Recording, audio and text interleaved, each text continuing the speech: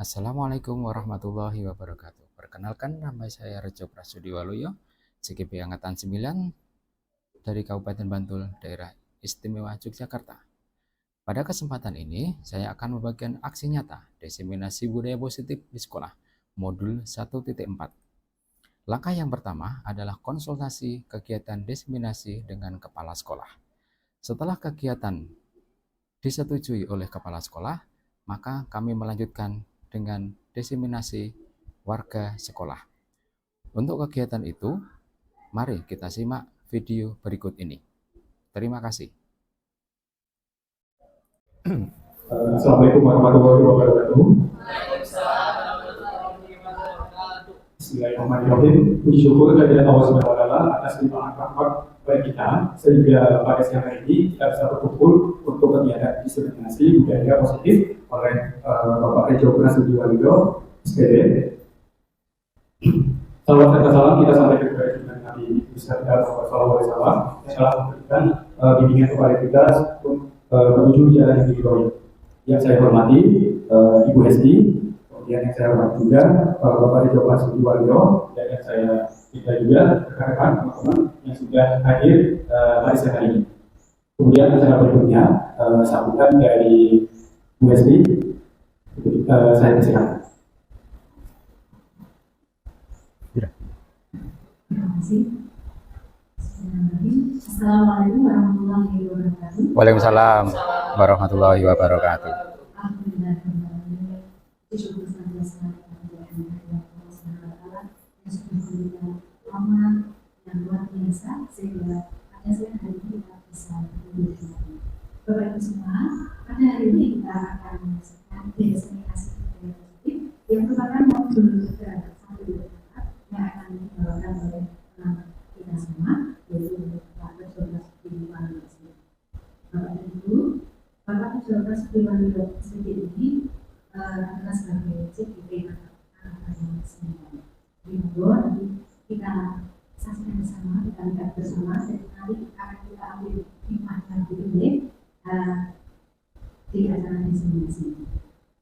Saya tidak usah panjang-panjang, monggo masuk ke acara yang kedua ya Mas, yaitu paparan oleh Pak Rejo Prasudiwaluyo tentang mengajar. Terima kasih, saya kembalikan. Baik Bu Hesti, terima kasih atas sambutannya. Untuk kegiatan berikutnya ada paparan diseminasi budaya positif modul 1.4 yang dibawakan oleh Bapak Rejo Prasudiwaluyo, SPD. Kami silakan. Merah. Bismillahirrahmanirrahim. Assalamualaikum warahmatullahi wabarakatuh. Yang kami hormati Ibu Kepala Sekolah atau yang mewakili, yang kami hormati Bapak Ibu staf dan karyawan yang ada di SMP Negeri 2 Siwon, teman-teman rekan sejawat yang berbahagia, izinkan pada kesempatan kali ini saya akan menyampaikan diseminasi budaya positif di lingkungan sekolah, di mana diseminasi ini adalah tugas kami untuk modul 1.4 untuk memberikan gambaran budaya positif yang ada di sekolah. Bapak Ibu, pada siang hari ini kita akan belajar bersama. Saya akan sedikit memaparkan apa yang sudah saya dapatkan di modul 1.4 tentang budaya positif. Yang pertama itu adalah perubahan paradigma teori kontrol. Yang pertama bahwa ilusi bahwa guru itu mengontrol murid pada awalnya memang begitu, tetapi bergesernya waktu bahwa guru itu sepenuhnya tidak mengontrol murid. Selaku pemikiran dari Ki Hajar Dewantara bahwa murid itu sudah memiliki kodrat alam dan kodrat zaman, sehingga Bapak Ibu guru ini hanya bisa menuntun, mengarahkan apa yang sudah ada potensi dari diri siswa, sehingga siswa itu nanti bisa berhasil, siswa itu bisa sukses dengan kodrat yang sudah ada pada diri siswa. Kemudian yang selanjutnya, ilusi bahwa orang dewasa itu memiliki hak untuk memaksa. Biasanya memang begitu Bapak Ibu, bahwa orang yang dewasa itu cenderung untuk memaksa kepada anak. Dalam hal ini guru pada zamannya itu, waktu saya dulu masih kecil, ini memang bisa berbuat apa saja kepada siswanya tanpa ada halangan KPAI, orang tua itu sendiri dan lain-lain. Tetapi sekarang sudah berbeda. Kita bahkan mencubit anak di kelas aja bisa menjadi masalah yang cukup besar bagi Bapak Ibu guru. Itu yang kedua. Kemudian yang ketiga, bahwa ilusi bahwa semua penguatan positif itu efektif dan bermanfaat. Ya, kalau ini memang betul bahwa apa yang kita kuatkan pada anak yang bernilai positif ini bisa sedikit membuat siswa itu mengarahkan pada hal-hal yang bermanfaat. Namun kita harus tahu Bapak Ibu bahwa tidak semua siswa itu diarahkan mudah. Kita mengalami banyak kendala, kita ada di sini di sekolah inklusi, sungguh luar biasa tugas untuk mengarahkan anak-anak di beban Bapak Ibu itu sungguh berat. Mungkin perlu ekstra, perlu tenaga, perlu pemikiran yang lebih banyak lagi. Kenapa kita harus berbudaya positif di sekolah? Yang pertama, suasana positif ini akan mendukung terlaksananya pembelajaran yang kondusif. Bagaimana cara kita nanti bisa, tidak usah pakai ini ya. Bagaimana caranya kita nanti bisa mengkondisifkan anak-anak di kelas? Mungkin kita bisa berawal atau kita bisa membuat komitmen kelas dulu. Kalau itu Bapak Ibu Wali, nanti di awal pembelajaran di sekolah kami arahkan atau diarahkan, sebaiknya diarahkan untuk membuat satu keyakinan kelas. Satu keyakinan kelas itu seperti tata tertib yang nanti akan kita taati bersama, akan kita laksanakan bersama, namun dalam hal itu tidak bersifat memaksa karena berawal dari diri siswa. Yang selanjutnya, membuat lingkungan belajar menjadi menyenangkan. Bapak Ibu, lingkungan belajar yang menyenangkan itu memang sangat mendukung kita dalam mengarahkan anak-anak, sehingga nanti harapan kita, keinginan kita untuk menyukseskan anak-anak di jenjang yang lebih tinggi, atau paling tidak kalau di tempat kita itu bisa naik kelas, minimal bisa KKM, itu bisa terlaksana. Kemudian yang selanjutnya, suasana positif juga akan membentuk karakter positif dari peserta didik. Nah, itu penerapan apa saja yang sudah dilaksanakan di sekolah. Yang pertama, kita adalah kegiatan pembiasaan. Kegiatan pembiasaan itu kita laksanakan setiap hari, sudah teratur, sudah kita laksanakan sejak awal semester, atau paling tidak nanti kita laksanakan di setiap hari, dan kita evaluasi jika nanti memungkinkan ada tambahan-tambahan yang lainnya, bisa kita tambah kegiatan pembiasaan itu. Kemudian yang kedua nanti adalah keyakinan kelas. Keyakinan kelas nanti di awal pembelajaran, keyakinan kelas yang ada di kelas tersebut itu apa. Kalau itu nanti murni dari anak tersebut, insya Allah anak-anak nanti akan mampu mengikuti kegiatan keyakinan kelas itu. Kemudian yang selanjutnya ini adalah segitiga restitusi. Segitiga restitusi itu adalah gambaran kita menyelesaikan masalah pada anak, tetapi kita tidak menghukumnya. Kita ajak diskusi, kita ajak berbicara dari hati ke hati, sehingga permasalahan itu anak menyadari dan tidak akan mengulangi lagi. Nah, ini bisa Bapak Ibu saksikan pembiasaan yang sudah kita laksanakan di kelas. Yang pertama adalah menyanyikan lagu Indonesia Raya.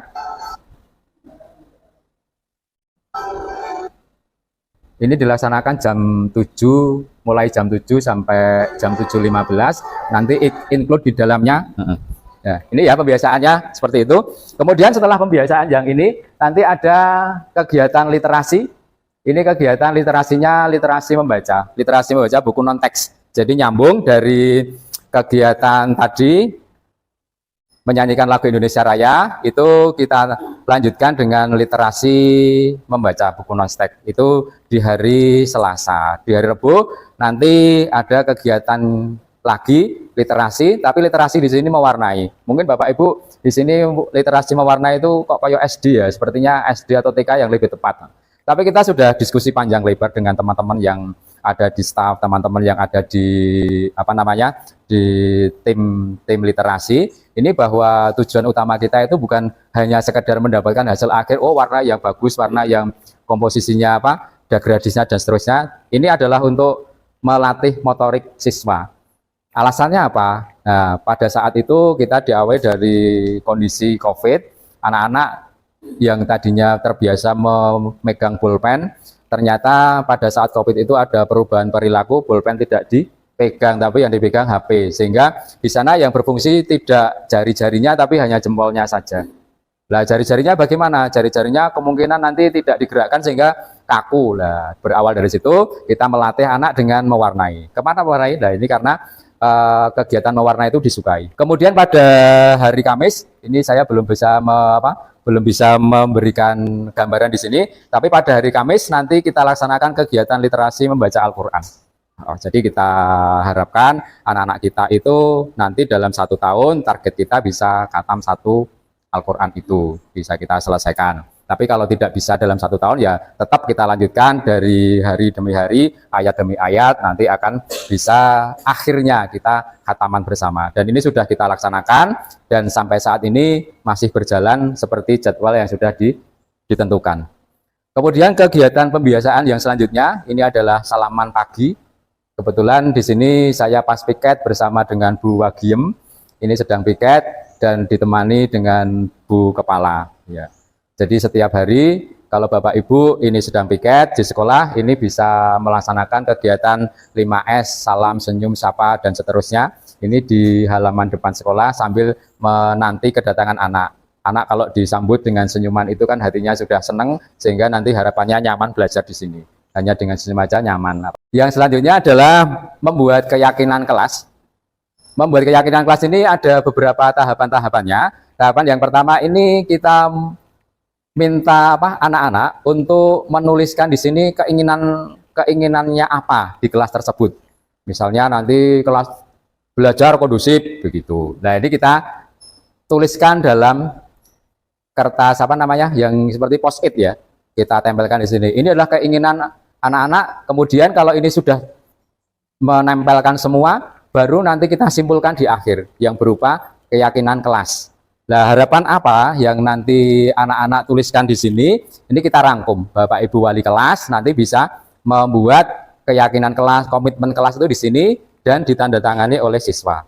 Karena yang mengangkat itu adalah siswa atau yang membuat usulan, yang membuat impian itu adalah setiap siswa yang ada di kelas tersebut, maka harapannya nanti siswa itu sudah mengetahui kalau itu adalah keinginan kami bersama, keinginan siswa bersama-sama, sehingga akan saling bersinergi satu dengan yang lainnya, dan akhirnya nanti pembelajaran di kelas itu bisa nyaman. Pembelajaran di kelas itu bisa sesuai dengan dengan yang diharapkan oleh siswa. Ini komitmen yang sudah dituliskan, nanti disimpulkan oleh sekretaris, dicetak, kemudian ditandatangani bersama. Ini bukti kalau siswa pada kelas tersebut itu komitmen dengan apa yang sudah ditetapkan di kelas tersebut. Nah, kalimat-kalimat yang ada di sini itu adalah kalimat-kalimat yang positif.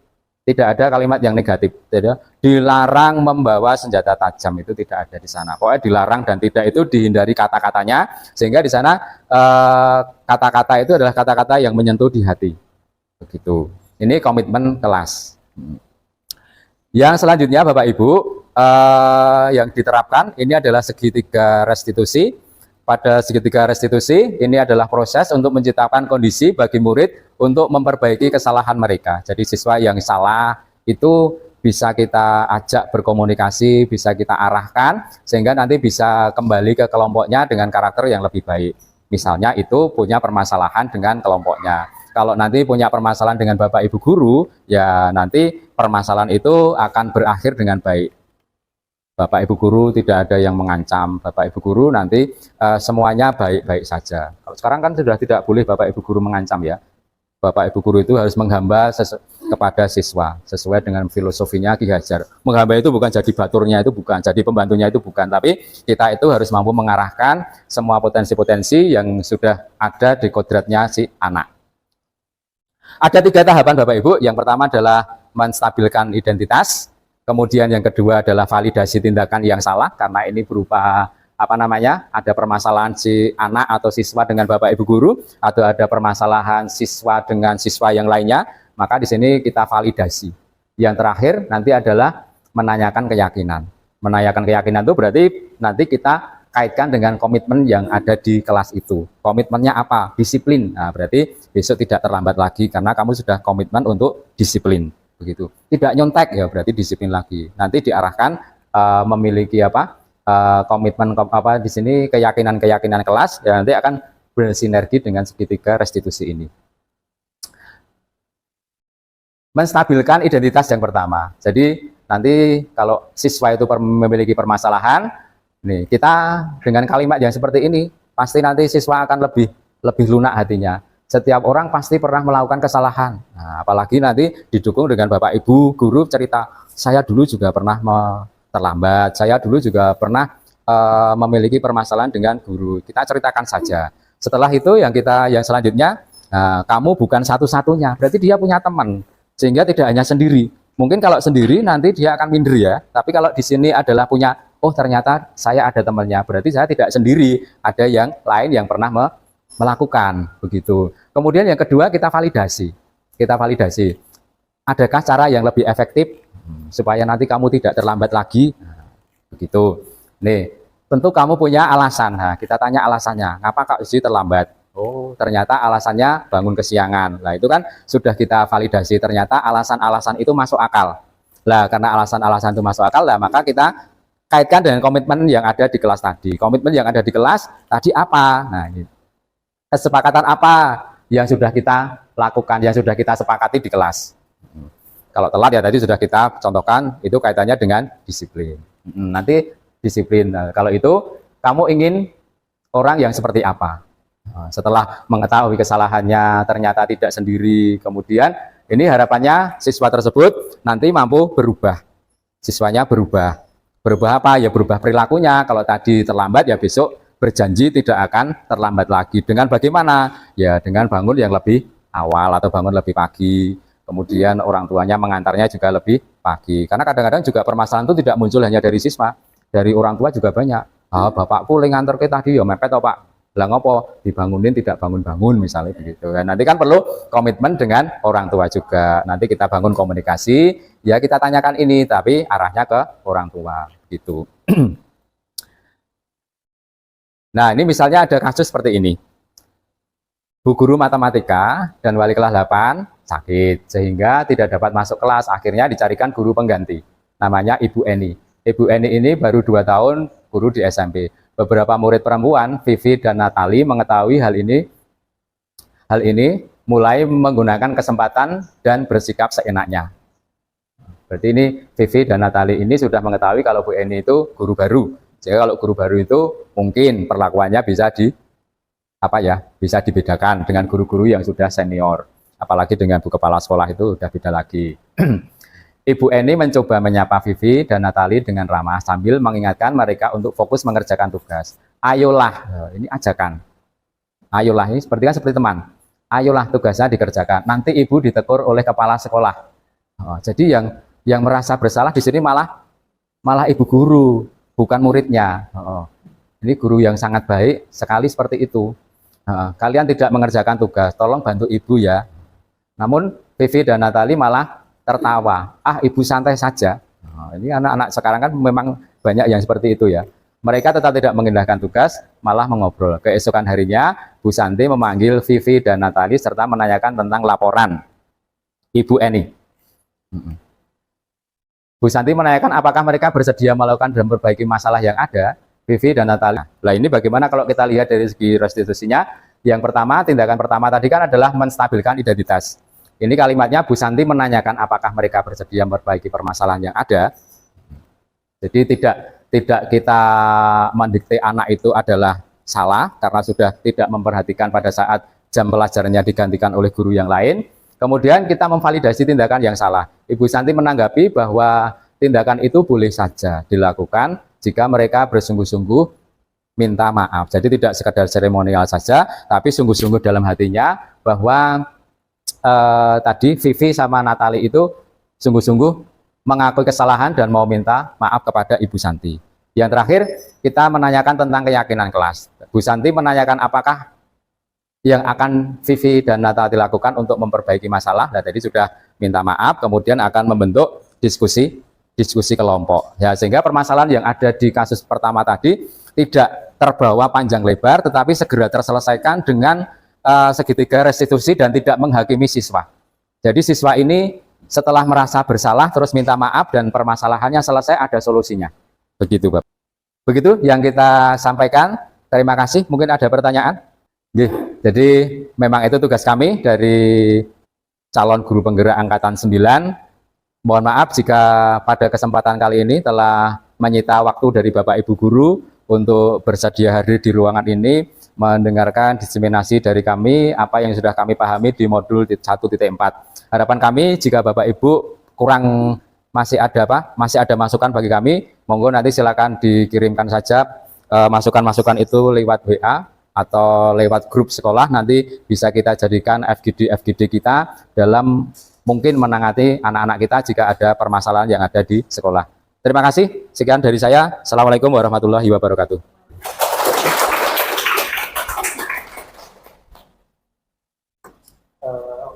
Baik, terima kasih atas pemaparan dari Bapak Kasubdi terkait dengan diseminasi hari ini. Dari teman-teman atau Bapak Ibu guru tidak ada pertanyaan lagi. Kalau tidak ada lagi yang mau disampaikan atau mungkin dari Bu SD, cukup? Oke, kalau cukup, saya tutup dengan bacaan Alhamdulillah bersama untuk mengakhiri kegiatan hari ini. Kita berdoa gitu ya. Berdoa bersama. Silakan berdoa. Silakan. Alhamdulillahirabbil alamin. Oke, terima kasih. Saya akhiri. Wassalamualaikum warahmatullahi wabarakatuh. Waalaikumsalam warahmatullahi wabarakatuh. Terima kasih Bapak Ibu semuanya.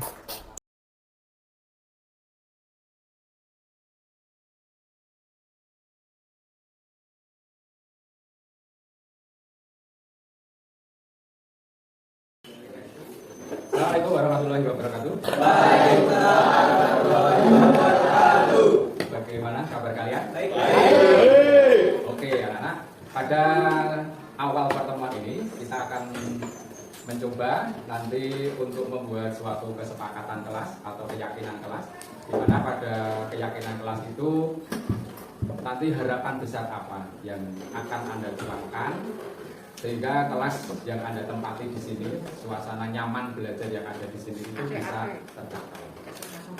Namun harus kalian ingat bahwa kesepakatan kelas itu bisa tercapai kalau kalian itu nanti menyepakati semua.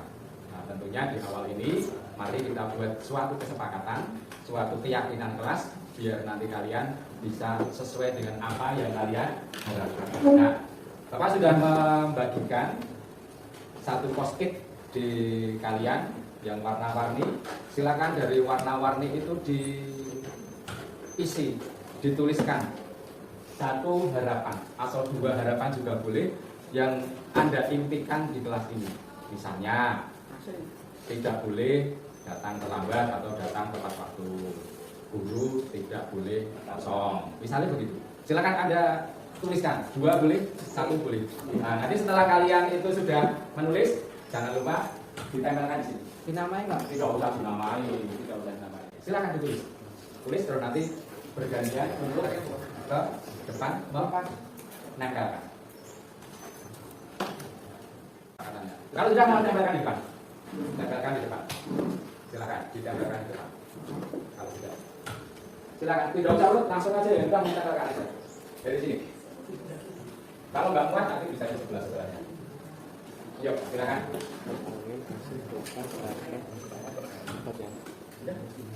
Oh, belum yuk.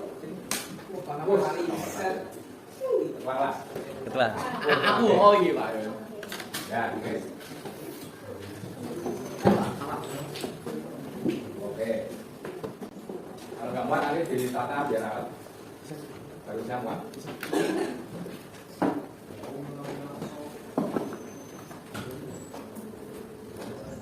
Yuk, tidak penting.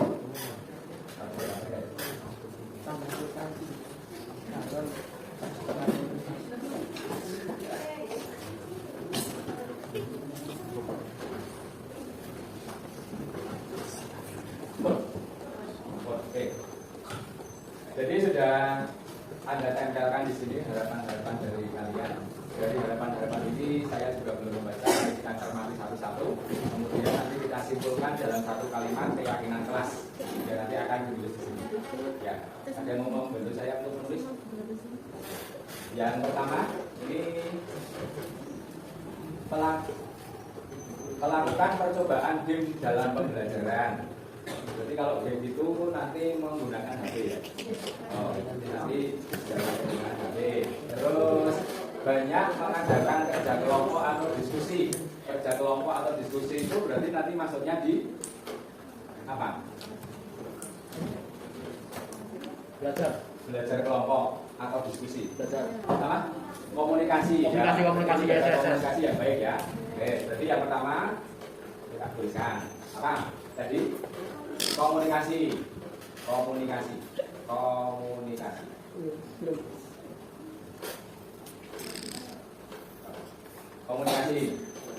Terus ini saya tandai juga.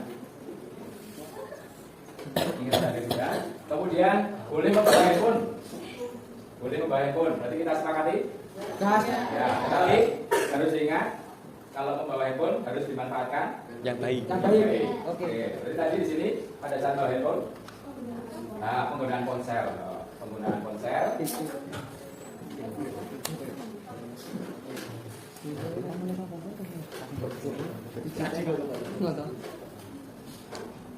ponsel sesuai Fungsi. kesepakatan.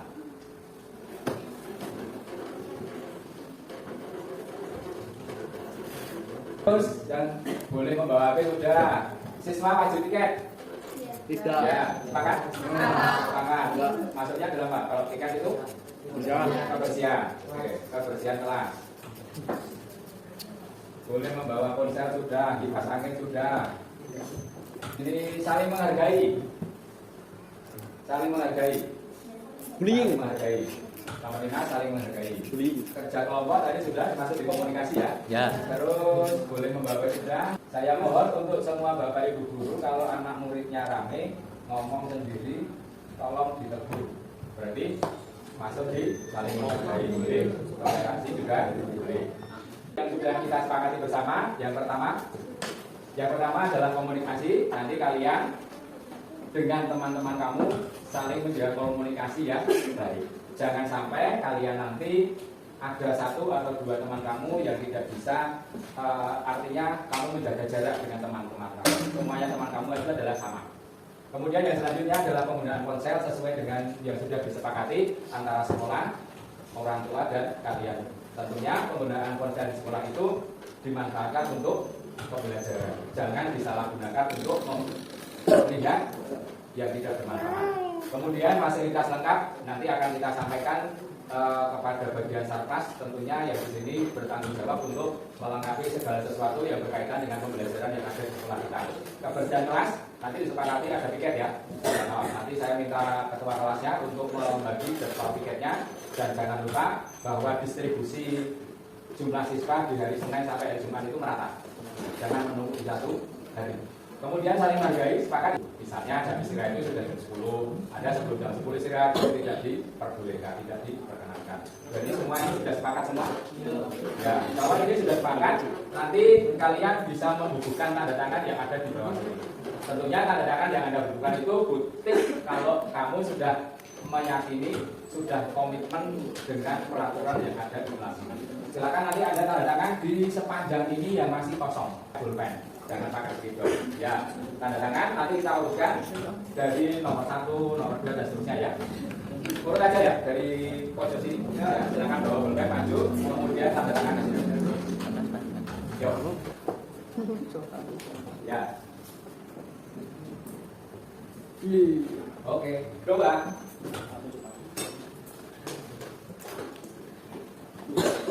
Tiga. 4 5. Ya. Oke anak, kalian sudah menandatangani semua. Ini bukti kalau kalian sudah paham, sudah komitmen dengan yang sudah Anda tuliskan di sini, sudah Anda tanda tangani di situ. Harapan Bapak nanti sepanjang Anda di kelas 9 sampai besok Anda lulus, ini komitmen ini tetap ada di hati kalian. Jangan sampai ada satu yang tidak sesuai dengan komitmen yang sudah ada tantangan. Begitu? Sepakat semuanya? Sepakat. Oke, sepakat semuanya. Terima kasih atas atensi kalian, partisipasi kalian semua untuk pembelajaran hari ini. Saya cukupkan sekian dulu. Assalamualaikum warahmatullahi wabarakatuh. Waalaikumsalam warahmatullahi wabarakatuh. Mbak Dila ya? Iya, Kelas berapa? kelas 9A. Oke. Mbak Dila, menurut informasi dari teman-temanmu, saya mendengar kalau kamu sering terlambat, betul tidak? Betul, Pak. Sudah berapa kali? Sudah sekitar 5 kali. Waduh, 5 kali? Iya. Oh ya, ya sudah. Memang kita pernah melakukan kesalahan. Tapi yang terpenting di sini, bagaimana kita berusaha memperbaiki dan tidak mengulangi lagi. Mari kita cari solusinya ya. Iya, Pak. Oke, kamu datang terlambat, alasannya kenapa? Saya sering tidur larut malam, Pak, karena saya sering main game sehingga pagi harinya saya selalu bangun kesiangan dan sering datang terlambat. Oke, berarti alasannya seperti itu ya. Iya. Keyakinan kelas kita kan sudah pernah kita buat. Sesuai nggak dengan keyakinan kita? Enggak, Pak. Tidak. Iya. Keyakinan apa yang sudah kita sepakati bersama? Kedisiplinan, Pak. Oke, kedisiplinan menurut Mbak Adila, disiplin itu penting atau tidak? Menurut saya itu penting, karena itu membuat saya belajar untuk selalu menghargai waktu dan juga menaati peraturan, sehingga itu bisa bermanfaat untuk saya. Oke, menghargai waktu itu berarti penting ya? Iya.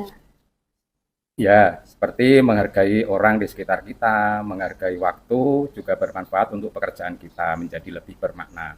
Kemudian kita harus belajar peduli pada orang lain dan yang ada di sekitar lingkungan kita.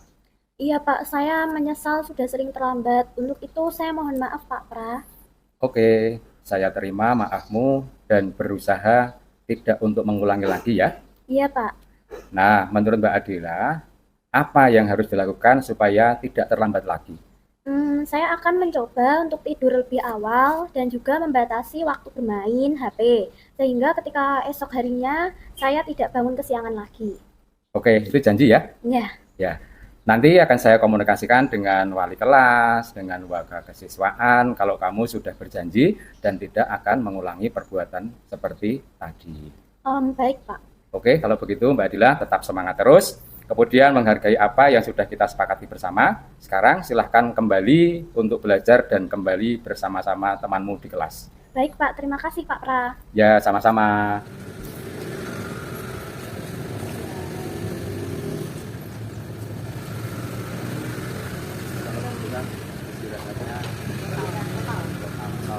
Pokoknya lebih dari biasanya.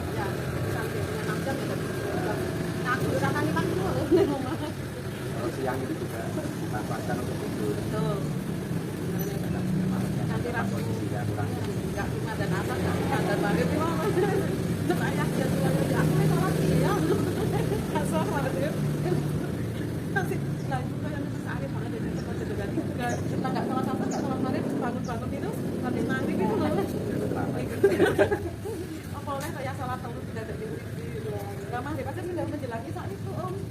رضيت بالله ربا وبالإله رسولا رب اشرح لي صدري ويسر لي أمري واحلل عقدة